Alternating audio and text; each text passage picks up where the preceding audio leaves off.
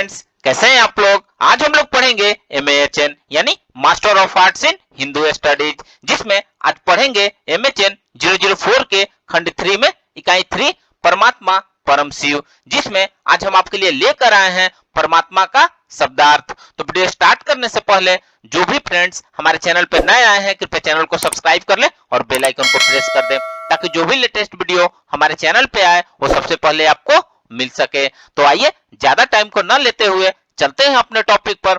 परमात्मा परम शिव में परमात्मा का शब्दार्थ के बारे में पढ़ते हैं। तो आइए वीडियो को स्टार्ट करते हैं। परमात्मा का शब्दार्थ वाक्यार्थ ज्ञान के लिए पदार्थ ज्ञान कारण होता है, अतः परमात्मा इस पद का अर्थबोध पद एवं पदार्थ के लिए बोधपूर्वक संभव है।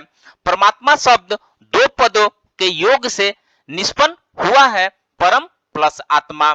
परम शब्द का व्युत्पत्ति लाभार्थ उत्कृष्ट है, कारणीय सूत्र से क प्रत्यय होकर परम शब्द निष्पन्न हुआ है। इनको मेदिनी कोशकार ने उत्कृष्ट अर्थ में स्वीकार किया है। आत्मा शब्द का व्युत्पत्ति लाभार्थ है कि जो जीव जागृत स्वप्न एवं सुषुप्ति इन तीनों अवस्थाओं में चलता रहे, अतः सातत्य गमने से मनिन प्रत्यय के योग से आत्मा शब्द निष्पन्न हुआ है। अमर कोश में आत्मा शब्द के विभिन्न अर्थ बतलाए गए हैं, जैसे यत्न, धृति, बुद्धि, स्वभाव, ब्रह्म, देह इत्यादि।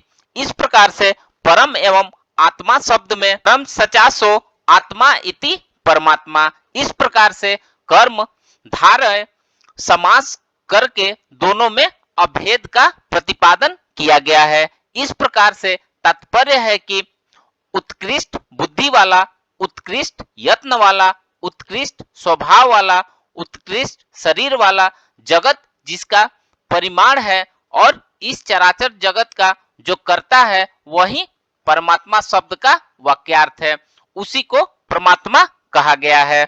आइए अब नेक्स्ट पढ़ते हैं उपनिषद ग्रंथों में परमात्मा विषयक अवधारणा। तो आइए इसको आगे पढ़ते हैं। उपनिषदों में प्रमुख रूप से परमात्मा एवं आत्मा का निरूपण होता है। परमात्मा को जानने के लिए सर्वप्रथम परमात्मा से युक्त जो आत्मा है उसको भी जानना अति महत्वपूर्ण है। उस आत्मा के विषय में योगेश्वर श्री कृष्ण श्रीमद् भगवत गीतापनिषद में कहते हैं कि यह आत्मा किसी काल में भी न तो जन्मता है और न मरता ही है। यह उत्पन्न होकर फिर होने वाला है, क्योंकि यह अजन्मा है, नित्य है, सनातन है, शाश्वत है एवं पुरातन है। शरीर के मारे जाने पर भी यह मारा नहीं जाता है। इसी तथ्य को अन्य उदाहरणों के माध्यम से विषादग्रस्त अर्जुन को युद्ध भूमि में श्री कृष्ण इस प्रकार से आगे समझाते हैं, जैसे मनुष्य पुराने वस्त्रों को त्याग कर नए वस्त्रों को ग्रहण करता है, वैसे ही जीवात्मा पुराने शरीरों को त्याग कर दूसरे नए शरीर को प्राप्त होता है। इस आत्मा को शस्त्र नहीं काट सकते, इसको आगे जला नहीं सकती, इसको जल गला नहीं सकता और वायु सुखा नहीं सकता। ईसा वास्योपनिषद में परमात्मा को परमेश्वर कहा गया है। वे परम पिता परमात्मा अचल और एक हैं, मन से भी अधिक वेग युक्त हैं। जहाँ तक मन की गति है वे उससे भी कहीं आगे पहले से ही विद्यमान है। मन तो वहां तक नहीं पहुंच पाता, वे सबके आदि एवं ज्ञान स्वरूप है, अथवा सबके आदि होने के कारण सबको पहले से ही जानते हैं, पर उनको देवता तथा महर्षि गण पूर्ण रूप से नहीं जान सकते। जितने भी तीव्र वेग युक्त तत्व हैं, जैसे बुद्धि, मन, इंद्रिया अथवा वायु आदि देवता हैं, अपनी शक्ति भर परमेश्वर के अनुसंधान में सदा दौड़ लगाते रहते हैं। परमेश्वर नित्य अचल रहते हुए उन सबको पार करके आगे निकल जाते हैं।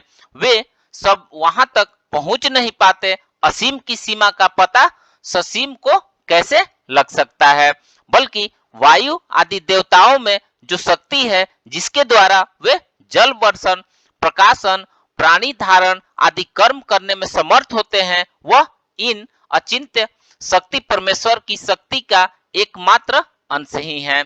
उनका सहयोग मिले बिना ये सब कुछ भी नहीं कर सकते। वे चलते हैं, वे भी नहीं चलते हैं। दूसरे प्रकार से यह भी कहा जा सकता है कि परमात्मा जो अपने दिव्य परम धाम में और लीला धाम में अपने प्रिय भक्त को सुख पहुंचाने के लिए अप्राकृत सगुण साकार रूप में प्रकट रहकर लीला किया करते हैं, यही उनका चलना है। और निर्गुण रूप से जो सदा सर्वदा अचल स्थित है, यह उनका न चलना है। इसी प्रकार वे उनके प्रति श्रद्धा या प्रेम से रहित मनुष्यों को कभी दर्शन नहीं देते, अतः उनके लिए दूर से दूर है।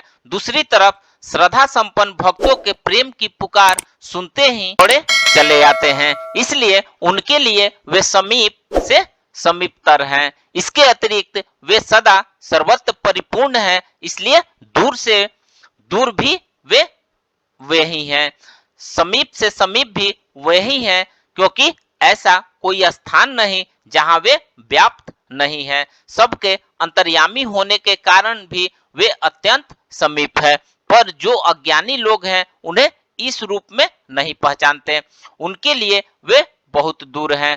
वस्तुतः समस्त जगत के वे परम आधार एवं परम कारण है, इसलिए बाहर भीतर सभी जगह सर्वत्र परमात्मा ही परिपूर्ण है। केनोपनिषद में परमात्मा समस्त जीव जगत के इंद्रिय जन्य व्यवहार का आधार है, जो मन का भी मन, प्राणों के भी प्राण, वागेंद्रियों का भी वाक, श्रोतो इंद्रियों के भी श्रोत्र, चक्षु इंद्रियों के भी चक्षु, वह ही है।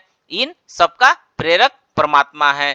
ज्ञानी जन उनको जानकर जीवन मुक्त होकर इस लोक के जाने के बाद अमृतत्व यानी अमरत्व को प्राप्त हो जाते हैं। कठोपनिषद में परमात्मा को ब्रह्म स्वरूप माना है। ऋषि ने जीवात्मा की हृदय रूपी गुफा में रहने वाले परमात्मा सूक्ष्म से अति सूक्ष्म एवं महान से महान है। उस परमेश्वर की महिमा को कोई बिरला साधक ही कामना रहित, चिंता रहित होकर संपूर्ण सृष्टि के आधार पर ब्रह्म परमेश्वर की कृपा से ही देख पाता है। ओंकार यह अक्षर परमात्मा है, यह संपूर्ण जगत ही उसका ही व्याख्यान अर्थात उसकी निकटतम महिमा का ज्ञान कराने वाला है। भूत, वर्तमान और भविष्य यह सबका जगत ओंकार ही है तथा तीनों कालों से अतीत है। वहां कोई भी दूसरा तत्व नहीं है, अपितु ओंकार ही है। वे परम पिता परमात्मा सच्चिदानंद पर ब्रह्म पुरुषोत्तम सब प्रकार से सदा सर्वदा परिपूर्ण है। यह जगत भी उस पर ब्रह्म से ही पूर्ण है, क्योंकि यह पूर्ण उस पूर्ण पुरुषोत्तम से ही उत्पन्न हुआ है। इस प्रकार पर ब्रह्म की पूर्णता से जगत पूर्ण है, इसलिए वह परिपूर्ण है। उस पूर्ण ब्रह्म में से पूर्ण को निकाल देने पर वह भी पूर्ण ही शेष रहता है। तो फ्रेंड्स, इस प्रकार से आज हमने परमात्मा परम शिव में परमात्मा शब्द का शब्दार्थ के बारे में पढ़ा। तो मिलते हैं एक नए वीडियो के साथ में, तब तक हमारे चैनल पे बने रहिए। धन्यवाद।